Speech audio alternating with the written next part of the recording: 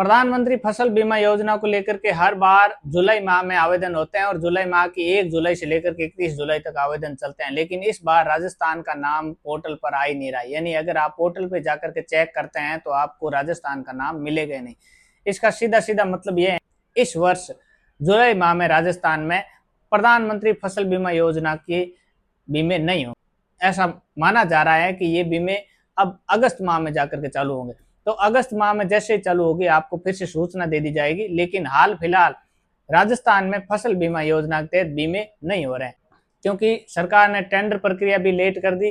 पहले टेंडर हुए थे लेकिन फिर टेंडर निरस्त हो गए और उसके बाद फिर से टेंडर की प्रक्रिया जारी की गई।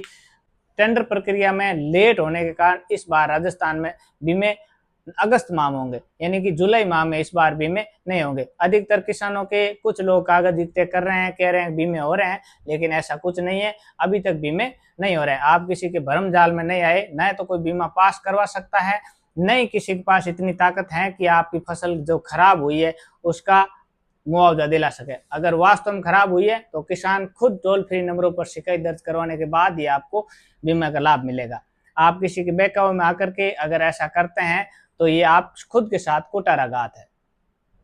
रही बात, अगर आप बीमा करवाने को लेकर के बार बार कॉल या मैसेज कर रहे हैं तो अब आपके लिए क्लियर कर देते हैं कि अगस्त माह में बीमे शुरू हो जाएंगे। फिर से इस बीमा शुरू होने पर हमारे चैनल पर फिर से वीडियो आ जाएगा, तो आप वहां जाकर के वीडियो देख लेना और बीमा कैसे करना है, किस प्रकार से करना है वो भी बता देंगे। सीएससी सेंटर के माध्यम से करवाने में क्या फायदा है और आप खुद करते हैं तो उसमें क्या है। दोनों ही स्थिति में आपके पास पॉलिसी जनरेट होती है, पॉलिसी होती है, तो आपका बीमा सुरक्षित है। बैंक के माध्यम से आपको बीमा करवाना है या नहीं करवाना था, ये बैंक में जाकर के पहले लिख कर देना था। अभी भी आप लिख करके दे सकते हैं। आपको बीमा नहीं करवाना है तो आप बैंक में जाकर के लिखित रूप में देंगे, तभी आपका बैंक वाले बीमे नहीं करेगा। नहीं तो बैंक जो पुराने आपने केसीसी करते वक्त जो बीमे में फसल डाली थी उसका बीमा कर देंगे। तो इस बात का जरूर ध्यान रखें कि हर बार आप वहां जाकर के फसल भी लिखवाए कि मेरा इस बार इस फसल का बीमा करना है, नहीं तो वो एक ही फसल जो आपने केसीसी करवाते वक्त डाली थी